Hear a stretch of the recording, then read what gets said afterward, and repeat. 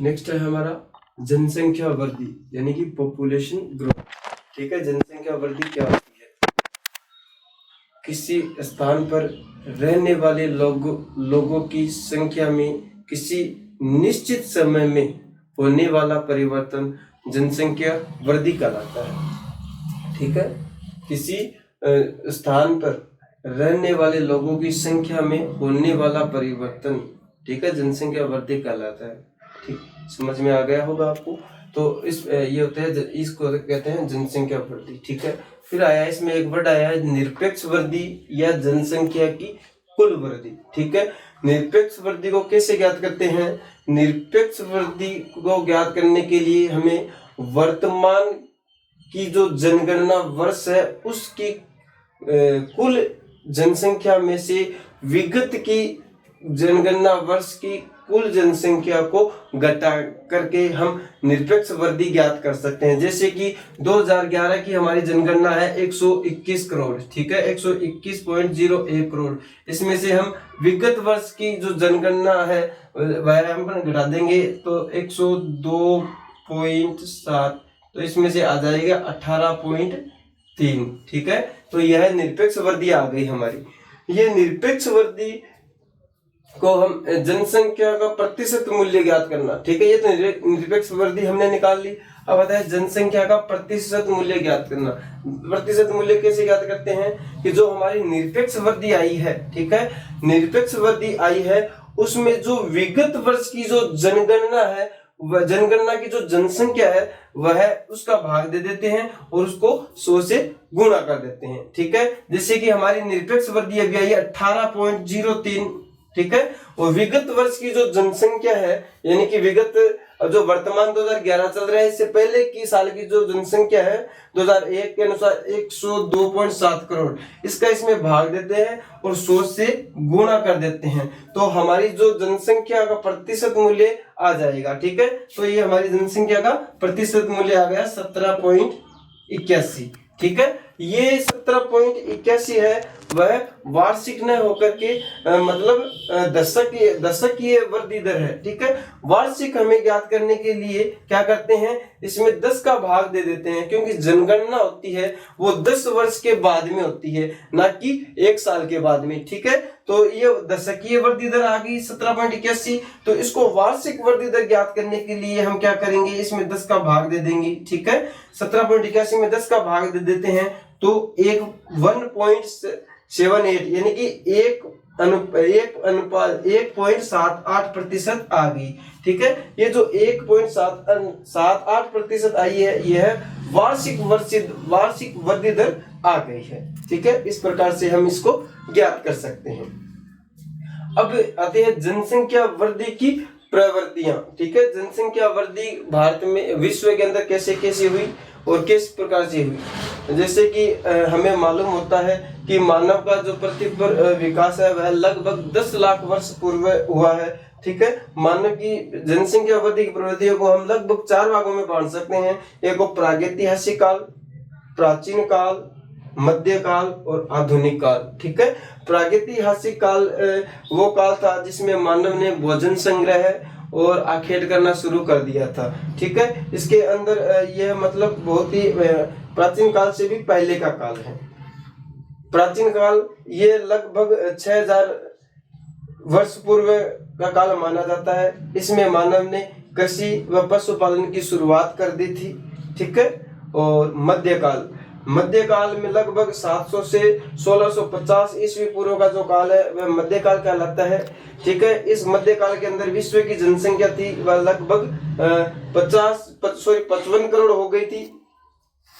ठीक है, और मध्यकाल में मतलब कई प्रकार के अकाल, महामारी आदि आए थे, कई बीमारियां हुई थी जिसके कारण इसके अंदर जनसंख्या है वो मध्यकाल में कमी हुई।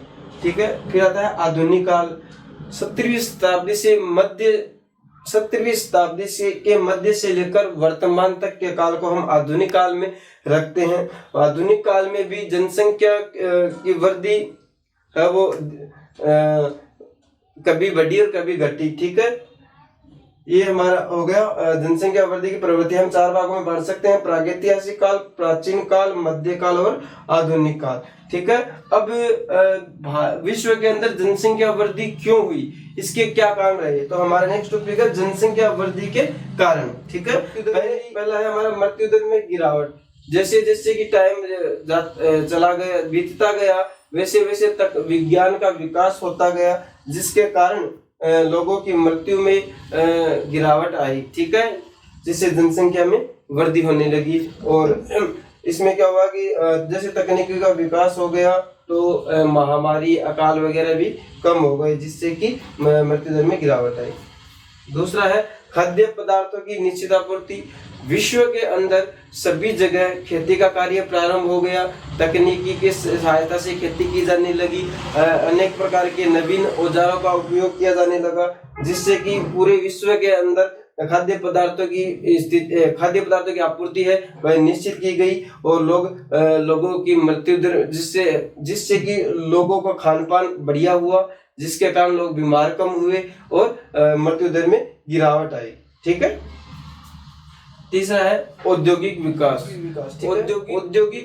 उद्योग एक ऐसा चीज है जिसमें उद्योग है वो व्यक्ति को आकर्षित करते हैं, जिसके कारण लोग वहां पर अधिक आकर के रहते हैं, जिससे कि उस स्थान की जनसंख्या है वो बढ़ जाती है। तो इसलिए हम कह सकते हैं कि उद्योग भी जनसंख्या वृद्धि के महत्वपूर्ण कारण है। वैज्ञानिक तथा प्राविधिक प्रगति। वैज्ञानिक तकनीक की विकास और वैज्ञानिकों की उपलब्धियों के कारण भी लोगों का जीवन है वह आरामदायक हो गया है। ठीक है। जिसके कारण लोगों में आराम की प्रवृत्ति पाई जाती है, जिनसे कि जनसंख्या में वृद्धि हो गई है। ठीक है। फिर आता है शांति और सुरक्षा। विश्व के जिन जिन देशों में शांत वातावरण पाया जाता है और व्यक्ति की सुरक्षा की जिम्मेदारी सरकार के द्वारा जो तय की जाती है, वहां पर भी जनसंख्या वृद्धि हो जाती है। नेक्स्ट है महत्वपूर्ण है वह है प्रवास। किसी भी देश की जनसंख्या में वहां पर दूसरे देश से जाकर के लोग बस जाते हैं तो वहां की जनसंख्या में वृद्धि कर देते हैं, जिससे कि यूरोप के कई लोग उत्तरी अमेरिका, दक्षिण अमेरिका और ऑस्ट्रेलिया में जाकर के बस गए हैं, जिससे कि वहां की जनसंख्या है भी वह भी बढ़ जाती है। तो प्रवास भी एक महत्वपूर्ण कारण है जिससे जनसंख्या वृद्धि होती है। ठीक है। नेक्स्ट है हमारा जनसंख्या समस्या और समाधान। जनसंख्या अधिक होने से क्या क्या समस्या आती है वो देखो। अत्यंत तीव्र और भयावह वृद्धि, अर्थात विश्व में जो जनसंख्या है वह बहुत तेजी से बढ़ रही है। ठीक है। एक अनुमान के अनुसार देखिए, यदि विश्व में 2040 में वर्तमान की दर से जनसंख्या बढ़ रही है तो संसार की जनसंख्या है वह 1400 करोड़ हो जाएगी, जो कि बहुत ही भयावह स्थिति देखने को हमें मिलेगी। नेक्स्ट है सीमित संसाधन।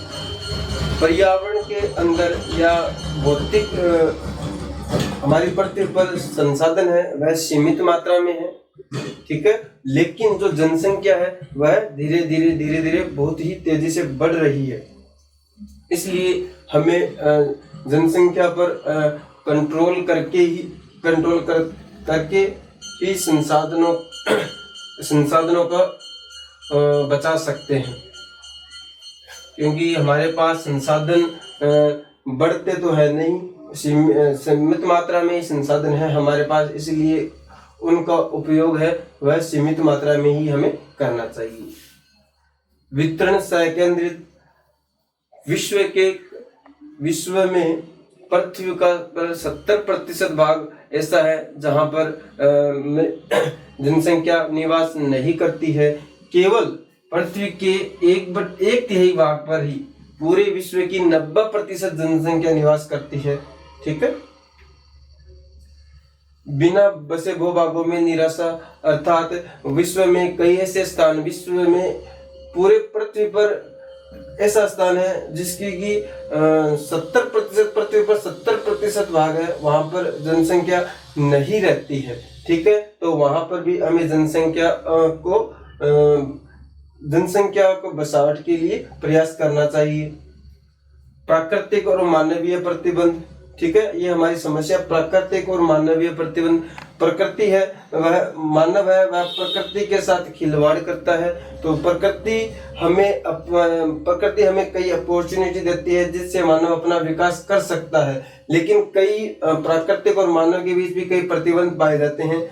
ये हमारी प्रमुख समस्याएं हैं। अब इस समस्याओं के समाधान के लिए हम क्या कर सकते हैं, ठीक है। जनसंख्या वृद्धि को नियंत्रित करने के लिए समाधान, संसाधनों का अनुकूलतम उपयोग करके, अर्थात पृथ्वी पर पाए जाने वाले जितने भी संसाधन हैं उनको अनुकूलतम उपयोग करके ही मानव अपना पृथ्वी के ऊपर जीवन स्तर को बनाए रख सकता है और तथा अपना जीवन है वो आसानी से पृथ्वी पर बिता सकता है, ठीक है। इसलिए हमें संसाधनों का अनुकूलतम उपयोग करना चाहिए। नेक्स्ट है औद्योगिकरण, परिवहन, संचार साधन, खनन उद्योग, कोयला, पेट्रोल, बिजली का अधिकतम उत्पादन पर हमें नियंत्रण करना चाहिए, क्योंकि आने वाली पीढ़ी है उसके लिए भी हमें संसाधन को बचाना है। नेक्स्ट है शिक्षा का प्रसार, लोगों के अंदर शिक्षा का प्रसार करना चाहिए। तकनीकी चीजों के बारे में उनको जानकारी देनी चाहिए। मूलभूत आवश्यकताएं हैं उनको तकनीकी जानकारी के शिक्षा का प्रसार, लोग काटेंगे, शिक्षा का प्रसार लोगों में करना चाहिए जिनसे कि उनमें जागृति आए, ठीक है। कृषि का नेक्स्ट है कृषि का नवीकरण, कृषि का भी हमें नवीकरण करना चाहिए। पुराने परंपरागत कृषि को छोड़ करके वर्तमान में नए औजारों का प्रयोग करना चाहिए।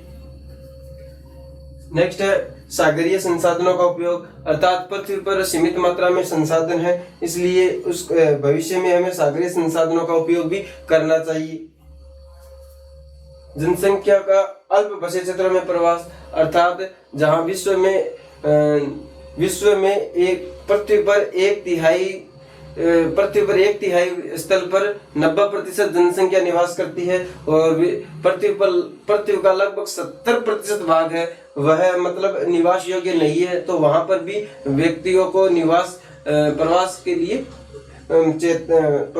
सरकार को प्रवास के लिए व्यवस्था करनी चाहिए। नेक्स्ट है मतलब देरी से विवाह करना, परिवार नियोजन को अपनाना, ये इनके द्वारा हम जनसंख्या वृद्धि पर नियंत्रण कर सकते हैं, ठीक है। तो आप हमें जरूर, ये वीडियो आज समाप्त होता है। आप हमें कमेंट में जरूर बताइएगा कि आप लोगों को ये वीडियो कैसा लगा और ज़्यादा से ज़्यादा स्टूडेंट तक यह वीडियो पहुंचाएं जिनसे कि उनको लाभ मिले। और हमारा भी उद्देश्य अधिक से अधिक बच्चों को इस क्लास के द्वारा लाभान्वित करवाना है। धन्यवाद।